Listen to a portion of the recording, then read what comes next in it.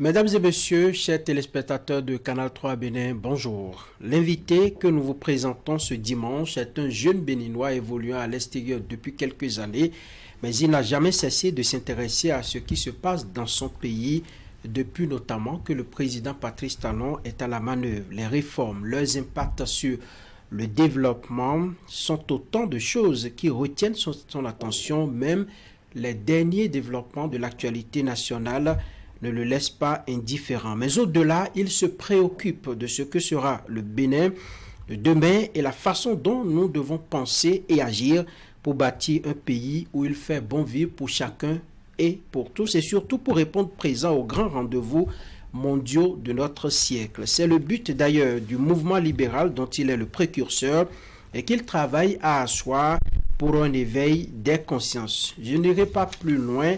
Charles Morel Dagba, puisque c'est de lui qu'il s'agit, est de passage à Cotonou et accepte bien de se prêter à nos questions. Monsieur Dagba, bonjour. Bonjour. Merci d'être avec nous ce matin sur Zone Franche. Je ne serai pas seul à vous faire des questions sur cette émission qui dure 1 heure. Je suis avec mon collègue William Clécan. William, bonjour. Bonjour Franck, bonjour à tous. Charles Morel Dagba, bonjour. Bonjour. Bienvenue sur Canal 3 Bénin. On va parler de ce mouvement naissant, le mouvement libéral en premier. Et déjà, tout de suite, si je vous demande ce que c'est, quelle est la substance de votre réponse? Alors, le mouvement libéral entend être un think tank politique envers les partis politiques du Bénin et les décideurs pour impulser des décisions qui vont dans le sens du libéralisme, tant bien sur le plan économique que sur le plan social.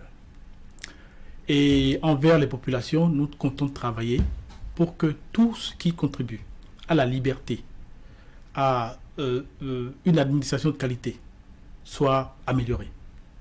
Parce que nous savons, nous sommes convaincus que c'est ce qu'il faut pour développer une économie de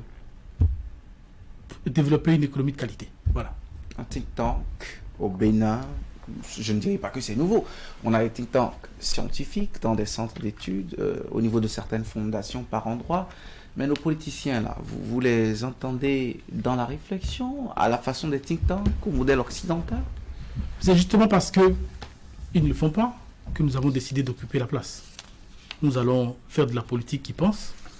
Nous n'allons pas faire de la politique qui va sur le terrain, en tout cas pas pour le moment. On n'a pas l'intention de se transformer en parti politique, pas tout de suite. On veut faire le travail de réflexion, on veut faire le débat de conviction, on veut impacter les décisions qui impactent la vie des Béninois. Les idéologies, les courants, les lignes, les précarés. Il n'y a rien de ça chez nous encore en politique. Ce sont des hommes, des formations autour, le temps des régimes, le temps des mandats. Vous innovez, vous entreprenez sur un chantier qui est totalement vierge. Est-ce que vous en avez conscience? Bien sûr, bien sûr, bien sûr. On en a d'autant plus conscience que ça fait 10 ans qu'on essaie de mettre en place ce mouvement libéral. Et c'est très difficile de trouver au Bénin des jeunes qui veulent vraiment faire du travail et de la politique de conviction. Très difficile. Il y en a quelques-uns, mais quand vous en trouvez, la plupart du temps, c'est des socialistes. Maintenant, on a su rassembler le nombre qu'il faut, on est prêt à démarrer et on est impatient. Charles Morel Dagba, il y a un bout de temps, on lit dans la presse et également on voit au niveau de nos écrans, un compatriote qui est rentré également au pays qui parle mouvement libéral. Ouais. On doit s'en tenir à quoi? Est-ce que c'est la même réflexion que vous menez? Est-ce que vous êtes sur la même longueur d'onde? Mouvement libéral, qu'est-ce qu'il faut retenir finalement? Je vais vous faire une confidence. Richard Ourboni, c'est un ami. C'est celui avec qui j'ai parlé implémentation du mouvement libéral il y a 10 ans de cela. Ça a pris du temps. Chacun a pris son chemin. Avec le temps, on a constaté qu'on est très différents dans la manière de penser, dans la manière de faire. Je ne sais pas s'il est toujours libéral, je ne sais pas s'il a toujours envie de faire du libéralisme. Ce qu'il fait ne me plaît pas. Donc, on a décidé de faire chemin à part. C'est tout ce que je peux dire pour le moment. Qu'est-ce qui vous amène à penser à un mouvement libéral au Bénin, que ce soit aux premières heures de vos réflexions avec lui ou aujourd'hui? quel est l'état des lieux qui vous amène à penser qu'il faut outiller davantage les acteurs politiques sur le libéralisme pour orienter leurs actions, notamment les politiques publiques, pour en arriver au développement du Bénin? Alors, notre but n'est pas d'outiller les acteurs politiques sur le libéralisme, c'est de les convaincre, avec des chiffres à l'appui, avec de l'historique économique, que le libéralisme est la solution pour nous, pays pauvres. Vous savez, l'économie, c'est une science sociale, c'est pas les mathématiques. C'est politique, en fait, c'est la philosophie. Vous testez, vous regardez si ça marche. Et on a des exemples dans le monde, de pays où le libéralisme a été la solution. On a beaucoup d'exemples dans le monde où le socialisme a été essayé et qui a fini en catastrophe. Nous ne sommes pas contre le social, mais le socialisme, généralement, j'attends encore de voir ce pays là où c'est le socialisme qui a sorti le pays de la misère. Je n'en connais pas. C'est ça. Oui, parlez à nos téléspectateurs, quand vous parlez de mouvement libéral, libéralisme, tout ça, quels sont, disons, les principes, voilà, du libéralisme? Les téléspectateurs vont comprendre, nous peut-être, mais ceux qui vous suivent, ils vont se demander, mais de quoi parle véritablement ce compatriote? Vous avez raison, parce que, comme vous l'avez dit, nous sommes sur un terrain où on n'en parle pas de ces choses-là. On fait de l'économie comme on fait les mathématiques. J'ai suivi récemment un ancien directeur de la Banque centrale nigériane qui disait, en fait, en Afrique, on fait de la politique comme les mathématiques. La politique, normalement, c'est l'économie, pardon, on fait de l'économie comme les mathématiques. Alors que l'économie, normalement, c'est de la sociologie, c'est de la philosophie, c'est un peu tout.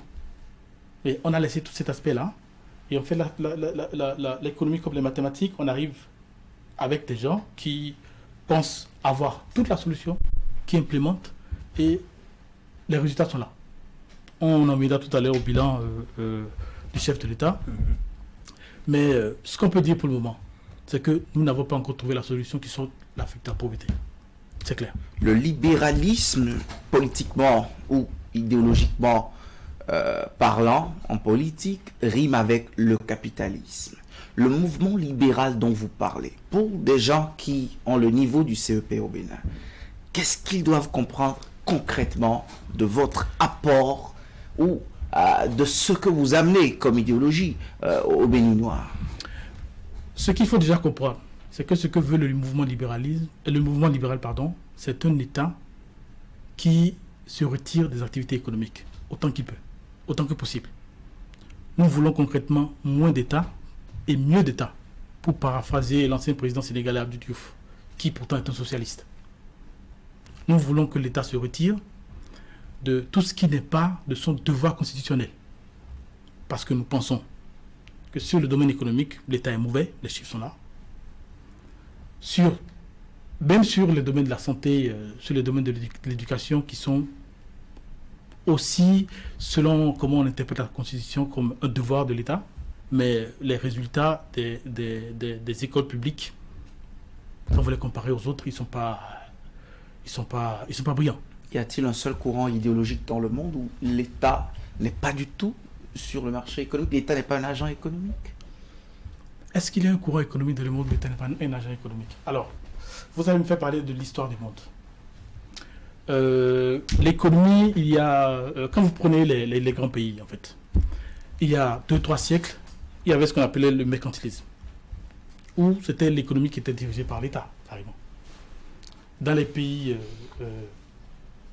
européens occidentaux, il y a eu, avec le temps, une amélioration où l'État s'est retiré progressivement.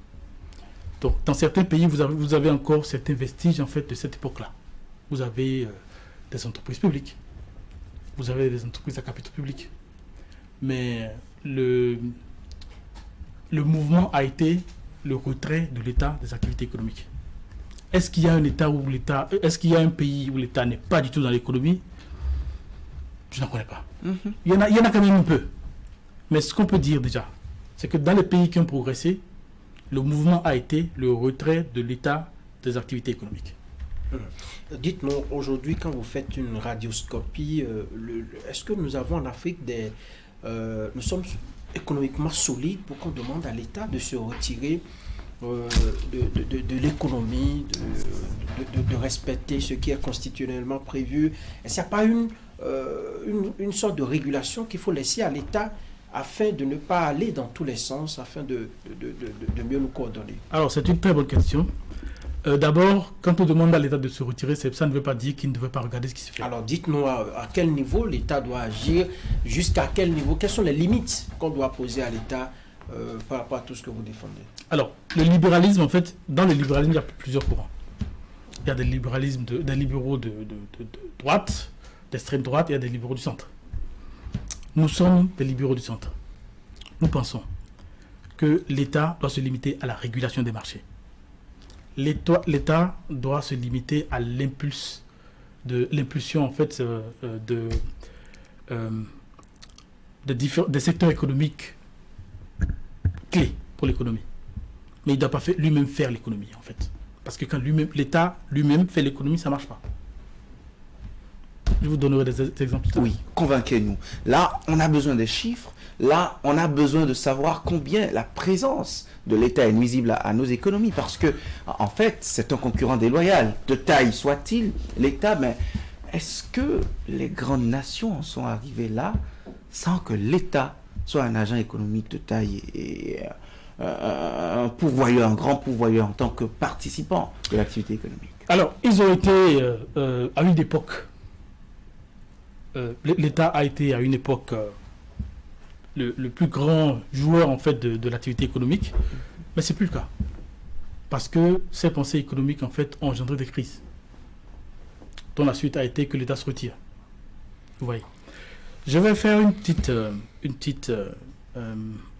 ce sera trop long si on va trop dans les détails, un petit rappel en fait de l'histoire de l'économie en fait. Les pensées économiques, on peut les classer dans deux blocs. Dans le bloc de l'Est, vous avez tout ce qui est communisme et tout ce qui est avec socialisme et tout ça.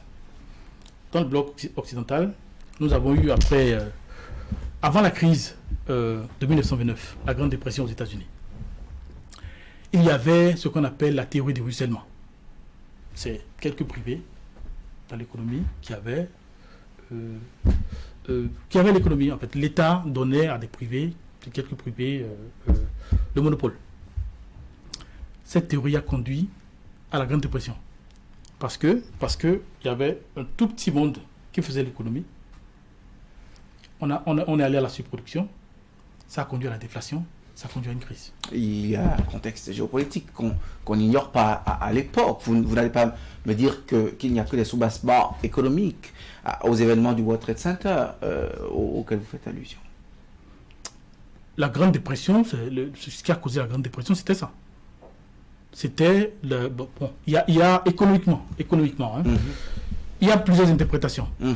Mais, quel que soit comment vous tournez, le problème a été le monopole. Déjà.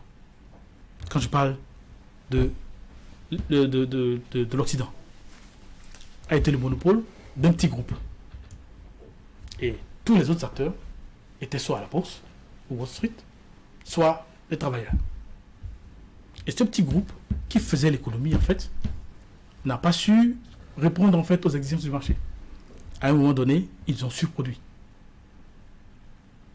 Naturellement, il y a eu aussi la politique parce que le grand marché était l'Europe. Voilà.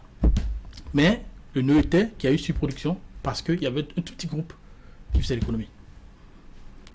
De là, il y a eu plusieurs courants en fait qui ont dit bon voilà il faut changer, on a créé les banques centrales. Il y a eu des économistes comme John Maynard Keynes qui est venu avec la théorie keynésienne dont je vais parler tout à l'heure. Il y a eu Milton Friedman, il y a eu Friedrich von Hayek. Quand on va à l'Est, on a connu le communisme. On a connu l'économie planifiée par l'État. Et on a connu les résultats. Le bloc de l'Est, il n'a pas chuté par hasard. Parce que ça ne marche pas. Si on repart à l'Ouest, en Occident. Aujourd'hui, quand vous regardez dans les pays de l'Occident, les partis socialistes sont devenus quoi? Parce qu'à un moment donné, ils étaient obligés eux aussi d'appliquer le capitalisme. Je pense à Gerhard Schröder en Allemagne. Vous parlez de quelle époque? Ça a commencé quand pour eux? 30 ans, il y a 30 ans environ, ils ont commencé lentement à implémenter des politiques capitalistes. Parce que le discours purement socialiste, ça ne marchait plus. Il y a eu, en Allemagne, il y a eu les réformes de Gerhard Schröder, ce qu'on appelle le Hartz IV, les réformes du Hartz IV, qui avaient impliqué beaucoup de capitalisme. Les réformes des lois sur le travail. Bien avant le Bénin, Gerhard Schröder l'avait fait au début des années 2000. Ce n'est pas du socialisme, ça. Ils ont été rattrapés en fait par les réalités du marché. Ils ont fait du socialisme, du capitalisme, et les populations, ne voyant plus de différence, se sont rabattues vers d'autres courants. Ils sont allés soit à droite, ils sont allés à l'extrême gauche. C'est ce qui fait que en France, par exemple, il y a LFI qui est puissant. En Allemagne, on a eu à une époque une extrême gauche qui est très puissante. Et voilà. Alors, c'est une histoire qu'on pourrait écouter tout le temps. C'est bien intéressant. Ça nous replonge un peu dans l'évolution du monde, parlant économiquement. Mais dites-nous, ce que vous recommandez, que l'État régule seulement le marché, que l'État se retire, est-ce qu'on n'aura pas finalement des groupes de personnes, des décideurs trop puissants et un groupe de personnes qui subit finalement et à la fin la redistribution des richesses risque de poser problème, non? Alors vous avez dit deux choses qui m'attirent. Regardez ce que nous avons actuellement dans nos économies. Est-ce que vous pensez, est-ce que vous avez l'impression que les chances économiques sont bien distribuées? Est-ce que vous pensez que les acteurs économiques du pays profitent de la même façon? Ce n'est pas mon impression. Nous avons eu une économie en fait qui est faite par l'État, généralement, c'est la théorie de John Maynard Keynes. C'est l'État en fait qui dirige l'économie. Et vous avez des acteurs économiques qui entourent l'État, qui entourent les acteurs politiques, qui ont le pouvoir. Et c'est eux qui font les chiffres, en fait. Ils couvrent, en fait, une économie en bas qui ne fonctionne pas. C'est ce que nous avons. Ça, c'est pas propre au Bénin. Je ne sais pas, c'est pas propre au Bénin, c'est propre à l'Afrique. Je ne sais pas si c'est fait parce qu'il y a des gens qui sont idéologiquement keynésiens, ou c'est fait juste parce qu'on a envie de plaire à la population, on a envie de gagner les élections, et on a envie d'avoir avec soi les hommes d'affaires, les hommes puissants. Je ne sais pas. Toujours est-il que ça ne marche pas.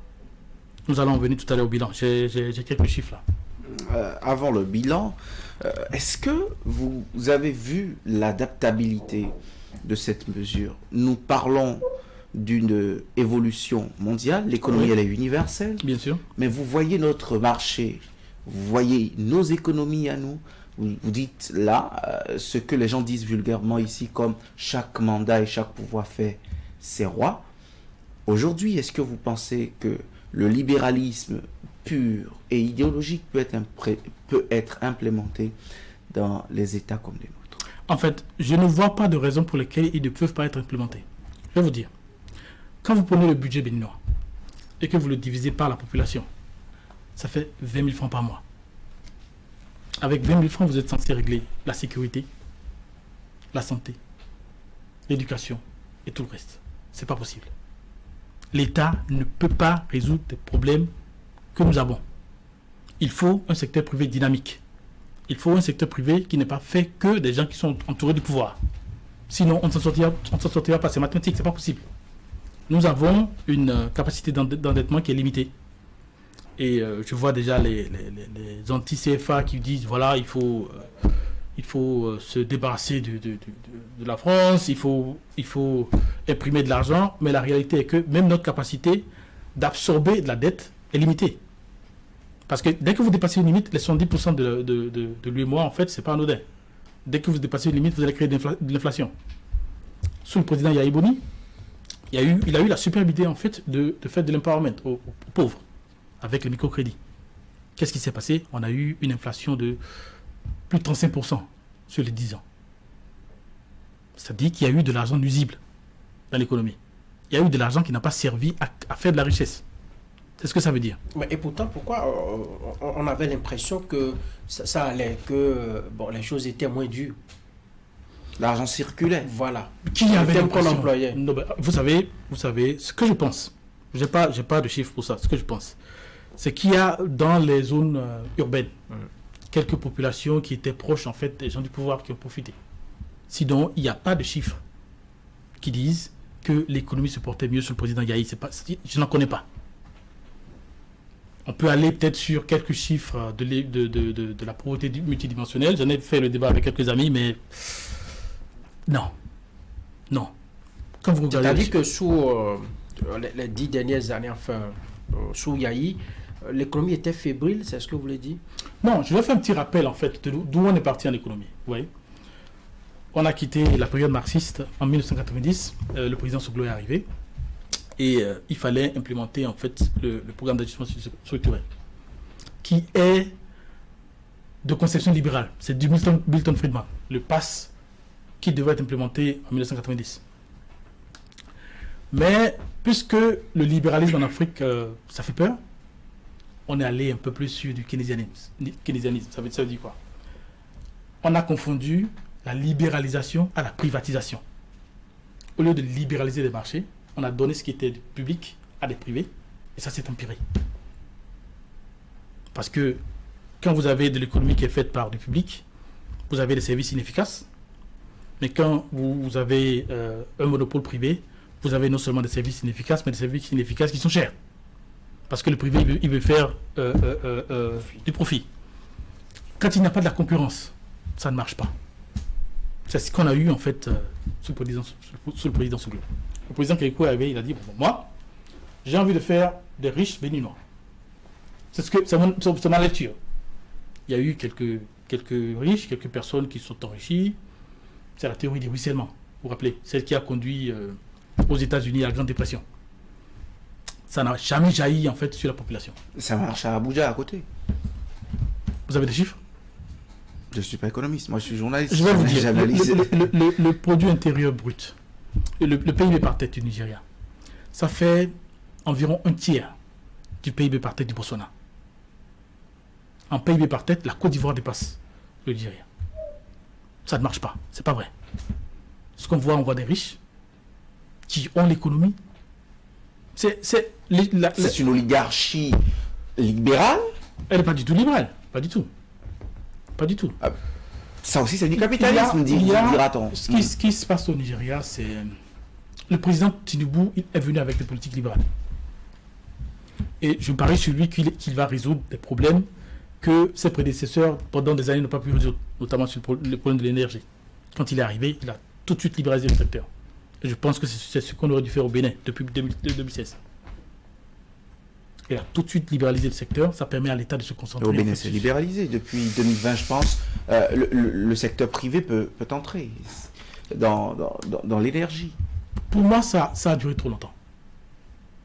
Ça a duré trop longtemps.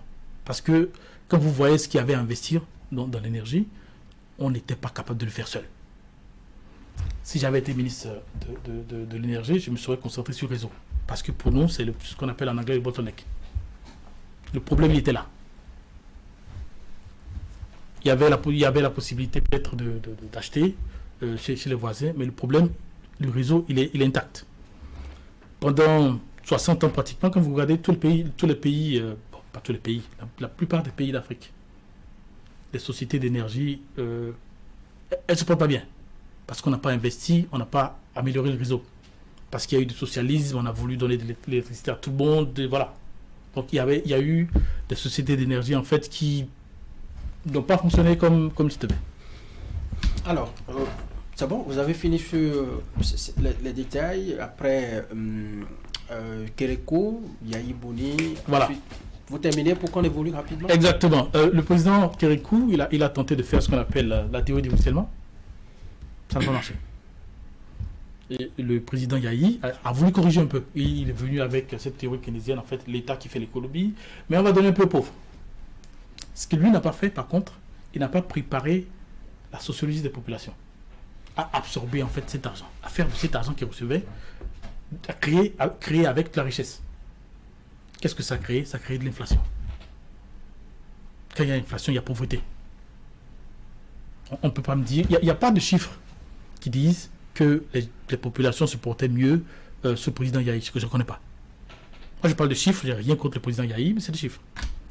Le président Talon est venu. Entre les agrégats macroéconomiques et les estomacs des Béninois, il peut avoir peut-être de grosses nuances. On peut être entre le jour et la nuit, peut-être. Non, c'est ce que je disais en fait. Tout, ça dépend des agrégats macroéconomiques, des indicateurs macroéconomiques qu'on choisit. Quand vous prenez le PIB, tous les PIB ne se valent pas. Comme j'ai dit, vous pouvez avoir du PIB qui est fait par les grands travaux. L'État qui fait des grands travaux et vous avez des institutions, des personnes autour de l'État qui gagnent. Et ces personnes font le PIB. Vous voyez?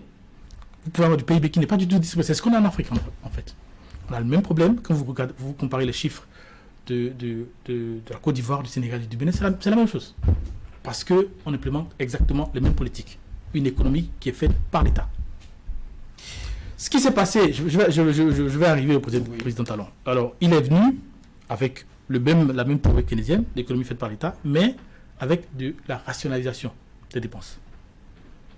Il y a eu de la rationalisation des dépenses, il y a eu de grands travaux qui a amélioré le PIB, mais ça ne va toujours pas en bas. C'est pour ça que nous pensons qu'il faut au Bénin une économie qui est faite par le bas.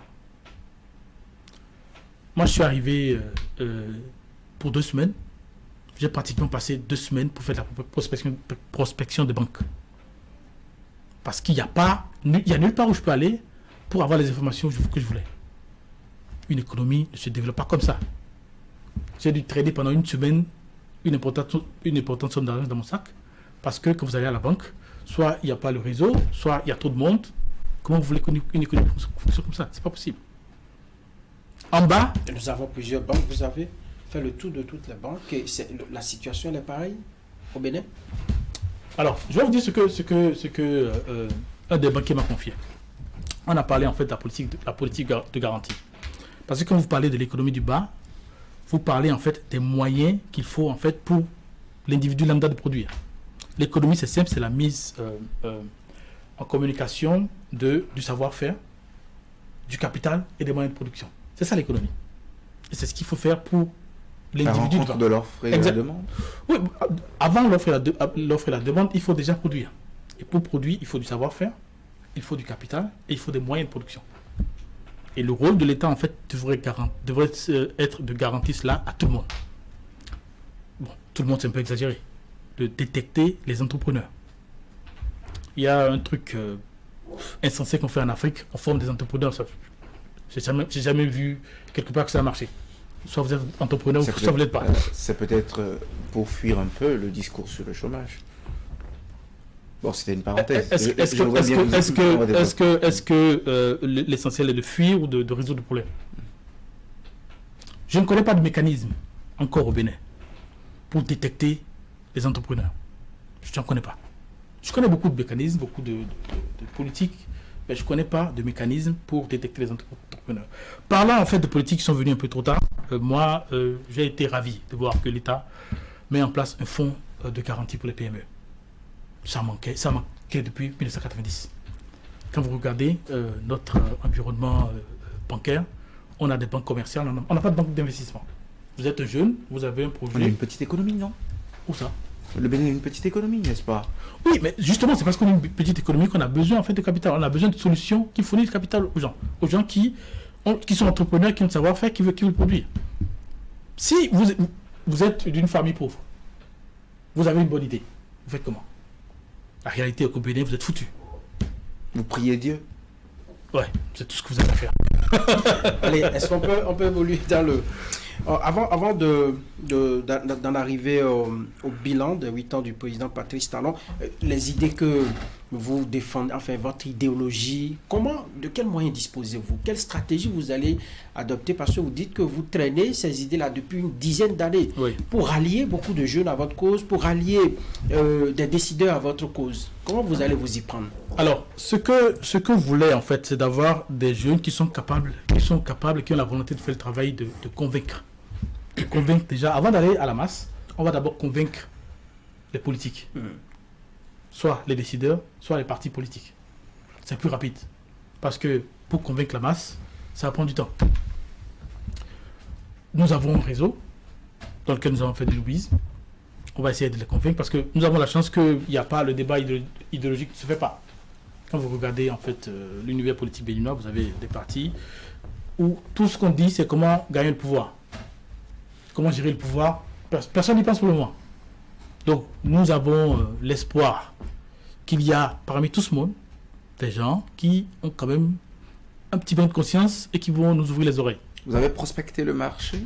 Bien sûr, on a des contacts dans les partis. Est-ce que vous savez que, même pour être conseiller communal au Bénin, Oui. quand vous retournez dire ça en famille, on vous demande ce que vous avez amené. Bien sûr. Et qu'au nom de ça, très peu de gens qui veulent, comme vous l'avez dit, conquérir le pouvoir, ont très peu le temps d'écouter le discours selon lequel l'économie doit être régentée comme ci, comme ça. Si ceux qui ont financé peuvent avoir déjà leur part d'argent et qu'ils peuvent s'amasser un peu d'argent, ça leur suffit. Est-ce que vous avez une idée de cette réalité de l'environnement politique béninois? On la vit. Vous la vivez? On la vit. On la vit. Et c'est pas pour rien qu'on a dit qu'on ne va pas, on ne veut pas aller sur le terrain pour le moment. Même celui qui veut prendre le pouvoir, qui a en fait la machine pour prendre le pouvoir, à un moment donné, il va falloir qu'il fasse quelque chose. Il a besoin de résultats. Donc il a besoin de bonnes idées. Nous voulons nous placer là pour le moment. Vous, votre objectif, ce n'est pas de conquérir le pouvoir et de l'exercer. C'est comment faire pour qu'on exerce bien le pouvoir. Exactement. Nous voulons des résultats. Nous voulons une économie efficace au Bénin. Moi, je suis béninois de la diaspora. Je suis une grande gueule. J'ai envie de rentrer chez moi, créer mon entreprise sans qu'on me fatigue. Aujourd'hui, ce n'est pas vrai. C'est là, non? En un seul concret des entreprises. On viendra en fait sur le bilan de la justice et de l'administration. Allez, William, on va évoluer le deuxième axe de nos discussions avec Charles Morel Dagba. On va parler maintenant de 8 ans du président Patrice Talon. Après 8 ans d'exercice du pouvoir, que retenez-vous depuis, avec vos yeux d'observateur depuis l'extérieur, qu'est-ce que vous retenez de façon globale? Merci beaucoup. Alors, on a parlé tout à l'heure d'indicateurs. Vous savez, en économie, il y a une multitude d'indicateurs, mais il y a des indicateurs qui sont connus, qui sont utilisés par les grands organismes en fait pour juger de la santé d'une économie. Quand je prends ces indicateurs, je prends la progression du PIB. En 8 ans, le pouvoir de Patrice Talon a fait progresser le PIB de 75%. Deuxième dans l'UEMOA. Ça, au moins, vous avez pu l'avoir. Parlant de statistiques, parce que vous avez dit, dans certains domaines, vous avez fait le tour sans avoir les informations. Ça, au moins, vous l'avez eu. Alors, je les ai eus au niveau de la FMI, du FMI, pardon. Voilà. Donc, voilà, je ne les ai pas eu au Bénin. Non, c'est disponible au Bénin. C'est exprès que je n'ai pas pris les chiffres du Bénin, parce que ils peuvent être contestés. Pour vous assurer que c'est exactement, bon. Exactement. Alors, je parlais du PIB, 75%. C'est déjà meilleur que son prédécesseur en 8 ans. Le PIB par tête, parce que vous pouvez avoir un PIB en fait qui est fait par une population de travailleurs qui est venue d'ailleurs. Donc il faut toujours regarder le PIB par tête. Ça aussi, ça a progressé d'à peu près 40%. Top. Quand on considère son prédécesseur. L'inflation, le taux d'inflation. Parce que le taux d'inflation montre en fait la quantité d'argent nuisible qu'il y a dans la population, la quantité d'argent qu'il y a eu dans l'économie qui n'a pas servi à créer de la richesse. Il est de 15% pour le moment. En 8 ans, contre plus de 35% pour son prédécesseur. Top. Quand on considère ces 3 indicateurs ensemble, le pouvoir de Patrice Talon a mieux fait que tous ses collègues de l'UEMOA. Là-dessus, bravo. Mais comme j'ai dit, tous les PIB ne se valent pas. Avant qu'on continue dans le débat, ouais. Est-ce que vous parlez de ces indicateurs bretonoudiens qui aliènent nos économies à la façon occidentale, ou vous parlez des indicateurs de l'assiette, de la consistance du repas que chaque Béninois mange chaque jour? Voilà. Ce débat sur les indicateurs, je le connais. Vous savez, les indicateurs, en fait, il y en a une multitude. Mais il y a juste... Vous n'avez pas parlé de PNB, vous n'avez pas parlé d'indice de développement humain, vous avez préféré, c'est exprès, je vous ai laissé finir, vous avez préféré ces chiffres. Oui, j'ai les chiffres. J'ai juste voulu parler des chiffres autour du PIB. Parce que quand vous parlez du PIB seul, sans considérer le PIB par tête, sans considérer l'inflation, vous pouvez fausser vos calculs. Parce que le PIB considère le prix Et si vous avez une inflation, vous pouvez avoir en fait la même quantité de richesse, mais avec des prix élevés, vous pensez que le PIB a évolué, qu'il y a eu la création de la richesse. C'est pour ça qu'il faut considérer les trois. Je viens aux indicateurs sociaux. Alors, la pauvreté monétaire. Quand on considère la pauvreté monétaire, le Bénin a progressé de je pense, de 41% en 2015 à 35% en 2000. Pauvreté monétaire, ça veut dire qu'au niveau des populations, la circulation de l'argent, la pauvreté monétaire, en fait, oui, ne sont pas des spécialistes en économie, encore moins les téléspectateurs. Oui, ceux qui sont pauvres en termes monétaires, ceux qui n'ont pas d'argent. Ceux qui n'ont pas de billets de banque dans leur poche. Exactement. D'accord. Ça a baissé. Et la meilleure progression de l'UEMOA en plus. Qui a donné ce chiffre? Ça vient d'où? FMI et la Banque mondiale. On parle du même Bénin? Ils disent que les gens ont beaucoup plus d'argent dans leur poche. On parle du même Bénin. D'accord. On parle de la pauvreté monétaire. En termes de coefficient de Gini, le coefficient de Gini dit parle des inégalités sociales. Le Bénin a progressé de 13 points. Contre, je pense que celui qui a fait un peu le deuxième, c'est le Togo avec 7 points environ. Là-dessus, c'est parfait. Là où le bas blesse, c'est au niveau de l'IDH, l'indice de développement humain, qui a certes progressé, mais avec une progression très faible. Le Bénin a chuté en rang, certes, mais la progression de l'IDH, elle est positive. Ça, c'est quelque chose c'est un phénomène qu'on observe tant bien au Bénin qu'en Côte d'Ivoire qu'au Sénégal. Alors que il y a eu des investissements massifs dans les raccordements d'eau, dans les constructions qui pouvaient faire progresser les choses, c'est ça. Oui, mais qu'est-ce qui s'est passé? Ce n'est pas parce que vous avez construit, vous avez de l'électricité là, que vous avez les moyens de vous en procurer. C'est ça en fait les limites de la théorie keynésienne. L'économie qui est faite par l'État. Vous allez construire des infrastructures, vous allez avoir de beaux hôpitaux, vous allez avoir de l'électricité à proximité, mais vous n'aurez pas les moyens de vous en procurer. Et nous n'avons pas les moyens de fournir de l'électricité, d'avoir de l'électricité à disposition pour les gens, et de leur encore donner de l'argent pour l'acquérir. C'est pas possible. C'est pour ça que nous devons repenser notre manière de faire de l'économie. Ça marche pas. Je parlais des chiffres. En termes de gestion de la dette, parce que c'est quelque chose qui est beaucoup critiqué. Je vais sauter les autres chiffres en fait. Quand vous regardez le pourcentage de la dette sur les recettes, sur le budget ou sur les recettes, c'est le même qu'en 2015. Malgré une dette qui a progressé de 250%. Donc il y a eu une très bonne gestion de la dette. Vous comprenez ce que je veux dire? La dette, le pourcentage de la dette sur nos recettes en 2022 était le même. Donc on a beaucoup plus de recettes. C'est ce que cela voudra dire? On a eu plus de dettes, mais plus de recettes. Pour faire face. Exactement. Donc le pourcentage de la dette sur nos recettes, tant bien sur nos recettes que sur le budget, il est le même qu'en 2015. Donc il y a une maîtrise à ce niveau. Exactement. Il y a eu un travail de génie qui a été fait. Je le reconnais. Mais le problème, quand vous regardez la progression de la dette, notre dette a progressé d'environ 4600 milliards.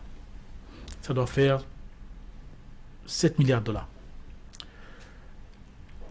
Quand vous regardez la progression du PIB, ça fait environ 8 milliards de dollars.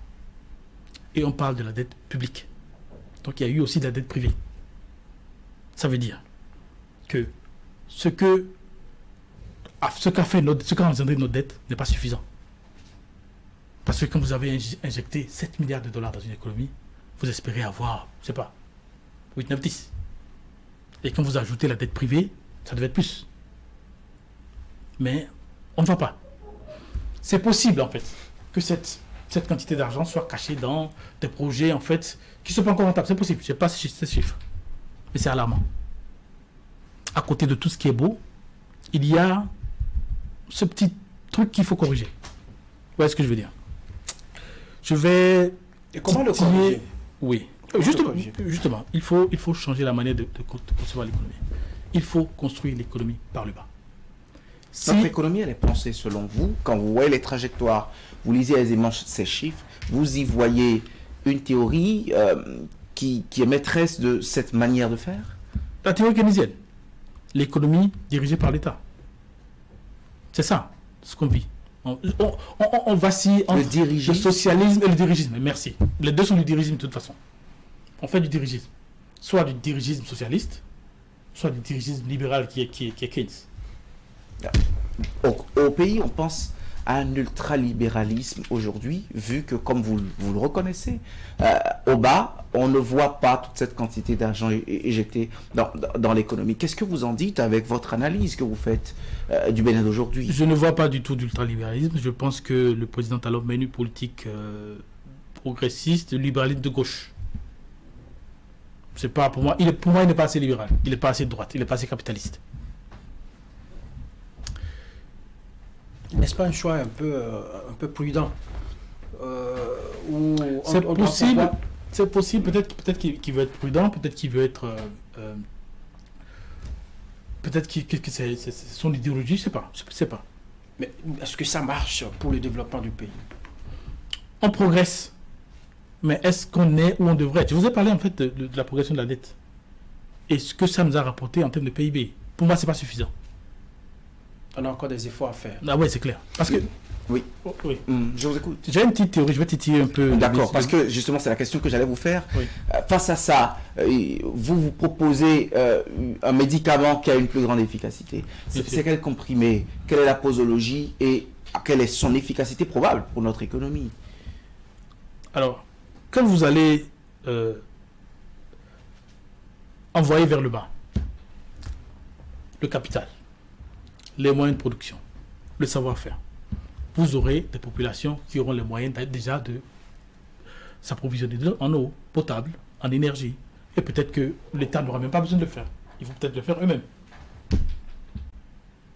Vous aurez un PIB qui est fait par les gens du bas. Vous n'aurez plus besoin de distribuer. Moi, c'est un thème que je n'aime pas, la redistribution des richesses. Ça veut dire que vous avez fait votre richesse avec un petit groupe que vous devez redistribuer. Ça n'a pas de sens. On veut avoir une population qui travaille. Une économie efficace et une population qui met tout le monde au travail. On veut la production qui est déjà distribuée. Pas, en fait, on distribue pas les richesses. Ça ne marche pas. Ça n'a marché nulle part, la redistribution des richesses. C'est juste un thème comme ça qu'on dit... Qu'elle voilà. nous a habitués, contraints depuis des années aussi. Ouais, mais quand vous dites de mettre en place des moyens de production à la base, le savoir-faire et tout, dans quel domaine? Pour que cela booste notre économie, pour que nous ressentions cela dans nos poches, dans nos plats, dans les paniers, dans les marchés, ainsi de suite. Plus Alors, concret. vous savez, pour moi, l'économie commence à partir de la demande. Le domaine, c'est déjà le domaine qu'on demande. Ce qu'on achète, soit ici, soit à l'extérieur. Il y a beaucoup de choses, on importe beaucoup. Quand vous regardez en fait la progression de nos importations depuis les années 90, c'est énorme. Donc, on a un marché. On a un marché en fait sur lequel il faut travailler à satisfaire. Il n'y a personne qui va préférer un produit importé face à un produit interne de meilleure qualité. J'entends souvent dire cela, les gens préfèrent les produits importés, mais la raison souvent est que la qualité n'est pas la même. Oui, mais le prix, le coût. C'est ça, il faut produire, il faut avoir une production de bonne qualité et à moins de coût. C'est du savoir-faire, ça. C'est du savoir-faire. Quand vous regardez en fait la manière de fonctionner de nos artisans, un menuisier, quand il veut fabriquer une table, il fait tout lui-même. Nulle part au monde ça ne se fait comme ça. Ça, c'est une manière de faire que l'Occident a abandonné depuis Adam Smith. Ça, c'est il y a 2-3 cycles. Vous abusez. C'est vrai. Les révolutions industrielles ne datent que du 19e, mais du 20e. Non, mais la théorie en soi.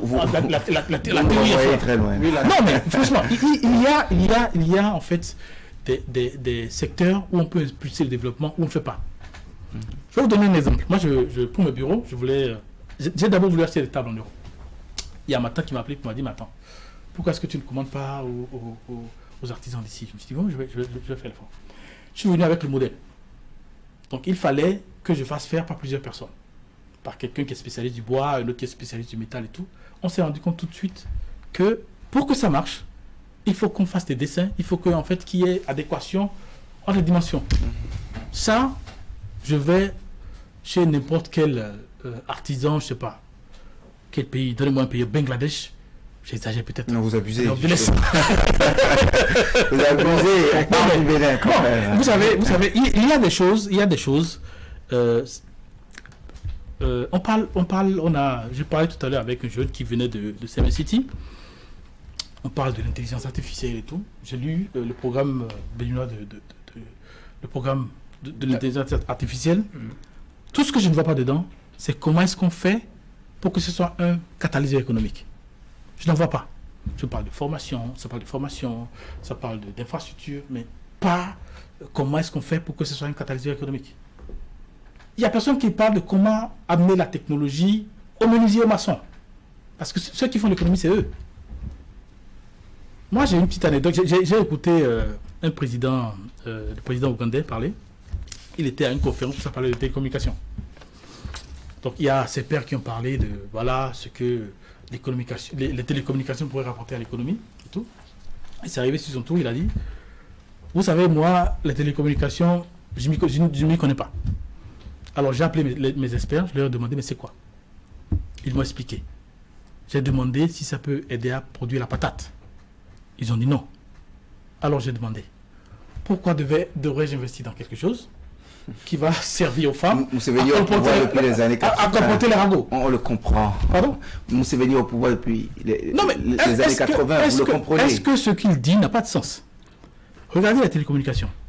Est-ce que vous pensez, depuis qu'on a ça au Bénin, que ça a permis, en fait, de développer un secteur économique? Mais ça permet, par exemple, de réduire des dépenses. Quelqu'un qui est né à Malanville ne vient plus à Parakou pour son acte de naissance. Ça, c'est très nouveau. Ça, c'est très nouveau. La télécommunication, elle les a depuis 20 ans. La télécommunication mobile. Ça, c'est très nouveau. Regardez un peu l'impact que ça a sur l'économie. Est-ce que l'investissement valait ça? Je ne pense pas. C'est une avancée. Le mobile money, c'est une avancée. Mais est-ce que l'investissement valait ça? Je ne vois pas. L'impact des télécommunications dans les économies occidentales, c'est complètement différent. Ils ont déjà atteint un certain nombre de... Ils ont terminé avec certains problèmes. On ne peut pas faire cette comparaison-là avec nos réalités. La question qu'il faut se poser, c'est que est-ce qu'on a implémenté cette technologie au bon moment? Est-ce qu'on a amené aux bonnes personnes? C'est ça, en fait. On aurait dû mettre autant d'argent, 7 milliards de dollars de dettes publiques, selon les chiffres que je vous emprunte. On aurait dû mettre cet argent dans l'économie béninoise telle que vous la voyez. Dans quel secteur? Pour qu'Oba, cela donne les moyens de production pour produire de la richesse. Comme je vous ai dit, en fait, c'est le marché qui fait l'économie. Donc, là où on consomme, l'agriculture. Mais on y a mis beaucoup d'argent, quand même.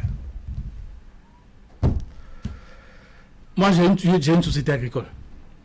Et je peux vous dire que les populations en bas ne voient pas ce qui vient d'en haut.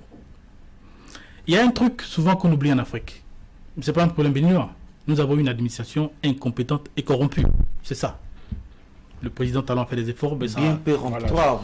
Voilà. J'allais vous faire la question encore au Bénin, parce qu'il y a beaucoup de mécanismes qui ont été mis en œuvre, qui ont été mis en place pour rendre notre administration plus efficace que par le passé. Une autre anecdote, je vais vous dire. En mai, il y a un fournisseur, j'ai un fournisseur en Allemagne, à qui j'ai dit, il m'a dit, je veux produire, je dois acheter chez lui. Il m'a dit, en fait, je veux produire pour un autre pays francophone, est-ce que tu veux que je produise pour toi? J'ai dit, ok, fais-le. Je ne savais pas encore créer l'entreprise au Bénin. Je me suis dit, ça va se faire en 3 mois. Il a fini de produire fin mai. J'y suis encore. On est en octobre, mi-octobre. J'ai pas fini. J'ai toujours pas pu payer. Parce qu'il m'a fallu 2 mois pour créer l'entreprise, 1 mois pour ouvrir mon compte en banque, et depuis, je traîne parce qu'il faut une autorisation de change. Le Ségub, où les procédures sont censées durer que 24 heures, j'ai eu les résultats après 10 jours hier. Vous voulez savoir ce que vaut l'administration béninoise? Voilà. Mais ça, ce n'est qu'un exemple. L'administration ne se limite pas à ce circuit que je venais de passer. Je pourrais vous en donner des exemples qui sont beaucoup plus graves. Beaucoup plus graves. C'est juste un exemple. Donc là encore, il y a des efforts à faire. Il y a trop d'efforts à faire. D'accord. Vous savez Oui. Dans la théorie libérale, nous pensons, la différence avec les libéraux et les socialistes, c'est que nous ne croyons pas en un homme idéal. Vous savez, chaque homme réagit en chaque instant selon ses opportunités. On fait rapidement un calcul d'opportunité et on agit selon si on gagne ou pas.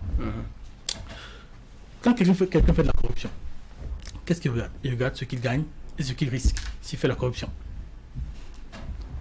Si ce qu'il gagne est plus que ce qu'il risque, naturellement il va le faire. Vous pouvez amener toutes les lois que vous pouvez, il va la faire. Donc quand on implémente des politiques sans penser à ce fait-là, on va échouer. Parce que la plupart des politiques en Afrique pensent que l'administration est avec eux. Mais non, l'administration est là. Vous êtes passager. Parfois, l'administration travaille contre vous. Ce qui se passe avec le président, c'est qu'il a voulu rationaliser les procédures dans l'administration, mais nous avons une administration qui se rebelle contre lui, qui se rebelle contre ces mesures et qui pénalise la population. L'administration est réfractaire aux réformes. Elle n'est pas seulement réfractaire, elle se rebelle. Je ne pense pas qu'on peut être aussi incompétent, je pense qu'ils le font exprès. On ne peut pas être aussi incompétent, aussi inconscient. Est-ce que ce n'est pas un cas isolé Je peux vous dire, si on avait 3 heures de temps, j'allais vous citer d'autres exemples qui sont beaucoup plus graves. Allez, un mot dans le domaine de la justice. Vous avez parlé du plan économique, au niveau de l'administration. Vous avez dit ce qu'il faut corriger. Au niveau de la justice, voilà. Qu'est-ce qui a marché et qu'est-ce qui a moins marché pendant 8 ans? Alors, quand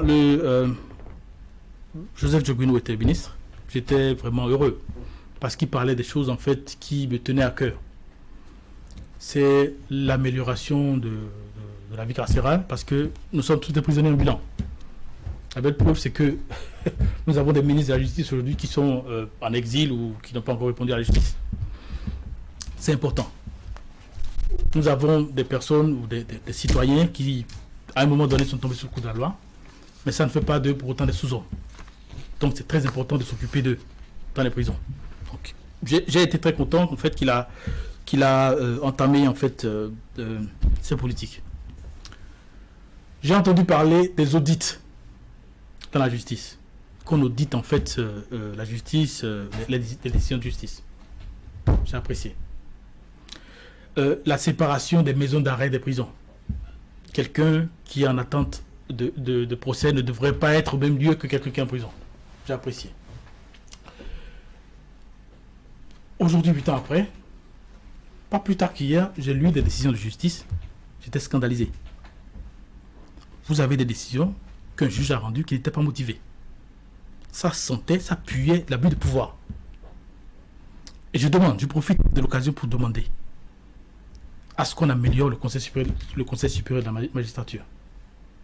Qu'est-ce qu'il faut y introduire? Oui, il ne faut pas seulement avoir dedans des personnes civiles, mais il faut qu'il y ait des gens, des associations de défense des droits de l'homme qui sont en contact avec les populations. Parce que ce qui se passe avec les populations en bas, c'est scandaleux. Vous n'avez pas idée. C'est scandaleux. J'ai vu des décisions de justice qui sont... C'est impardonnable. Et certaines personnes qui ont eu à rendre cette décision se sont vues nommer il n'y a pas très longtemps. J'aimerais rappeler en fait au chef de l'État qu'à des positions aussi critiques, il faut faire une enquête de moralité. C'est important. Si ça avait été fait, il y a des gens qui n'auraient jamais été nommés. J'ai été scandalisé quand j'ai vu le nom. Le mouvement libéral va travailler à ce que leur bêtise, excusez-moi le thème, soit mise à jour. On y travaille. Mon accoutrement aujourd'hui n'est pas anodin. Nous sommes venus pour combattre cela. Nous avons horreur de l'abus de pouvoir et nous n'avons peur de personne. On va y aller et s'il faut qu'on fasse ce combat avec la presse, on est prêt. Pour le moment, on fait confiance à la justice. Les dossiers sont dans le circuit judiciaire. On attend justement, elle est républicaine, notre justice. Nous avons encore très exactement 6 minutes dans cette émission. On va décrypter l'actualité politique au plan national. La démocratie béninoise, je parie que votre libéralisme n'est pas qu'économique. Il est peut-être dans les pensées de l'État aussi. La démocratie béninoise, vue de Berlin, comment ça va? Je pense qu'on a fait un grand pas. Là-dessus, je ne partage pas du tout l'avis de l'opposition. On a fait un thème de démocratie, on a fait un grand pas. J'aimerais vous rappeler ce que c'est que la démocratie. La démocratie, en fait, c'est le fait pour le peuple de se gouverner. Ça veut dire quoi? La possibilité pour un fils de paysan de prétendre à diriger un jour. C'est ça la démocratie. Quand vous n'avez pas ça, vous avez une aristocratie. C'est ça. Les réformes instituées par le président Talon ou la mouvance ne sont pas parfaites. Il y a beaucoup à dire. Mais pour moi, ça va dans ce sens. Il faut des partis politiques, il faut des groupes qui prennent le pouvoir, pas des personnes. Il faut des groupes qui prennent le pouvoir. Après, il faudrait que ces groupes, en fait, soient démocratiques. Il ne faudrait pas... Vous avez une idée de l'état de démocratie au sein de ces groupes? Ce sont de gros paniers à crabes. Bien sûr. Vous y avez vu de près? Il y a une belle raison pour laquelle je suis membre d'aucun parti au Bénin. Parce que pour moi, c'est pas ça, un parti. Mais c'est déjà un pas. Il faut commencer quelque part. Ils ont commencé, on fera le reste. Avec le mouvement libéral, nous allons mener la discussion avec eux. S'il faut faire le combat de l'intérieur, on le fera. S'il faut faire le combat de l'extérieur, on le fera. Nous pensons que pour avoir une démocratie au Bénin, il est important d'avoir des partis politiques démocratiques en leur sein. Des partis politiques où c'est la méritocratie. Où le débat se fait réellement. Absolument, absolument. C'est très important. J'aurais aimé que le président Talon nous aide à faire cela, mais bon, il n'a plus assez de temps. Je pense que le travail à faire est gigantesque. Il ne pourra plus le faire avant de partir, malheureusement. Vous, jeunes, je vois la fougue en vous, et tout cet engagement, ce dévouement. Mais quand vous observez les jeunes que vous venez retrouver au pays, ces amis acteurs politiques qui sont encore dans la fleur de l'âge, est-ce que vous sentez cet engagement-là? Est-ce qu'ils partagent des idéologies comme je vous ai dit, c'est pas pour rien qu'on a mis 10 ans pour être prêt à asseoir le mouvement libéral. Mais visiblement, vous n'avez encore personne derrière. Hein? Non, on n'a pas personne. Si on n'avait personne, on n'allait pas dire qu'on est prêt à fonctionner. On a des gens. Mais on n'est pas encore... Parce que ici au pays, ce dont on parle, j'ai pas d'emploi, je vis mal, le social, ça ne bouge pas sous talon, ainsi de suite. La politique, ça continue d'être... Je travaille un peu, on me nomme, je continue dedans, et puis, bon, beaucoup de problèmes. Parce qu'avec des gens qui ressassent tous ces problèmes-là, ils auront des oreilles pour écouter ce que vous dites là. Déjà, il y a une raison pour laquelle on ne commence pas directement par aller vers les populations. Il y a en fait des choses dans le système qui favorisent cette manière de penser-là. Quand les jeunes voient que la seule manière de réussir, c'est de faire la politique ou de connaître un politicien, comment voulez-vous qu'ils ne veuillent pas d'abord avoir un poste? Il y a des choses à régler dans le système d'abord, avant d'aller voir les jeunes. Mais il faut déjà, pour faire la politique, non? C'est également un pan de développement. Des gens doivent faire la politique. Bien sûr. Vous faites la politique, vous bénéficiez des fruits de la politique. Tout le monde n'est pas fait pour embrasser la politique. C'est ça, vous venez de dire. Tout le monde n'est pas fait pour embrasser la politique. Mais comment ça se fait que des gens qui ne sont pas faits pour la politique sont en politique? Quand je regarde un peu l'atmosphère politique béninoise, je vois des opportunistes, des gens qui sont là parce qu'ils ont envie de profiter un peu. Je vois des gens qui... Non, mais c'est clair. Il y a des gens... Il y a des gens qui ne sont pas d'accord avec vous. Je ne suis pas là qui sont d'accord avec moi. Il y a des gens, en fait, qui cherchent un tremplin pour une carrière à l'international. Je ne vais pas citer de nom, vous les voyez. Il y a des gens qui sont là parce que ils se disent qu'ils sont bien nés. Et j'ai une aversion particulière pour ce genre de personnes. Je les déteste, si vous voulez. C'est des gens qui, pour moi, n'ont rien à faire en politique. Et il faut un système qui les met à leur place. Et le mouvement libéral est là pour ça. Des gens qui vous suivent actuellement peuvent dire ben, il est là à parler parce qu'il veut également entrer en politique, il est en train de se frayer son chemin.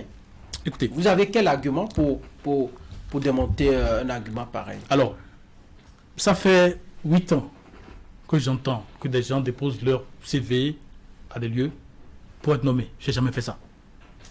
J'ai fréquenté des ministres, je connais des personnes très bien placées. Je n'ai jamais demandé un poste. Je n'ai jamais demandé un marché. Au sorti de cette émission, Patrice Talon vous passe un petit coup de fil, dit écoute, cher ami, j'ai écouté ton émission, ça m'intéresse bien, viens partager tes idées avec moi, je te nomme à tel poste. C'est comme ça que ça commence un jour. Vous allez refuser l'appel de votre pays? Pour dire la vérité, je ne sais pas si je vais refuser, mais ce que je vais lui proposer, si c'était possible, si c'était possible, je vais lui demander d'abord de m'offrir une oreille. D'abord. Si c'était possible de devenir conseiller en étant de la diaspora, je prends tout de suite. Pour le reste, je ne sais pas. Parce que pour moi, mon engagement politique et ma carrière, c'est deux choses différentes. J'ai choisi mon job, j'aime ce que je fais. Après, il se peut que l'offre, je suis un humain, il se peut que l'offre qui me fait soit assez alléchante, que je décide. Un peu d'opportunisme par contre. Sinon, on va conclure. Je suis capitaliste. On va conclure cette émission. Qu'avez-vous à dire? Alors, ouais, c'est allé trop vite. Je pense qu'il y a beaucoup de thèmes que j'aurais voulu aborder que je n'ai pas pu. J'espère. Ce ne sera pas la dernière émission. Merci, j'espère revenir bientôt. Ce que je veux dire, c'est que au-delà de l'opportunisme, parce qu'après tout, on est tous des humains, au-delà de notre pain de tous les jours, nous devons penser aux valeurs. Parce que ce qu'on laisse, ce sont des valeurs. Si vous êtes gentil avec tout le monde, je ne sais pas comment je veux dire. Quand vous avez des valeurs, en fait, quand vous êtes parti, c'est ce qu'on retient de vous. On doit penser à impacter notre environnement. Il faut que notre séjour sur Terre laisse des traces. On ne peut pas que penser à se faire de l'argent. Moi, j'ai de l'argent, je suis un homme d'affaires. Mais on ne peut pas faire que ça. Même dans mes choix en fait, de partenaire, je fais attention en fait, à ce que la personne fait à côté de ça. Pour moi, un homme, ça va avec tes principes. Et je veux appeler, en fait, appeler à la conscience des Béninois. La vie, c'est pas seulement l'argent. 8 ans de la rupture. Regard de la diaspora, précisément d'un des Béninois de cette diaspora. Son nom, Charles Morel Dawa. C'est bien notre invité de ce dimanche sur Zone Franche, précurseur du mouvement libéral. 1 heure de discussion avec lui autour de ce mouvement, de ce qu'il apporte au Bénin à la gouvernance de ce pays pour une meilleure production de la richesse pour tous. Merci d'être venu sur Canal 3 Bénin. Merci Franck Aounou, équipe de réalisation. Merci. Dimanche prochain, on se retrouve même heure, même canal.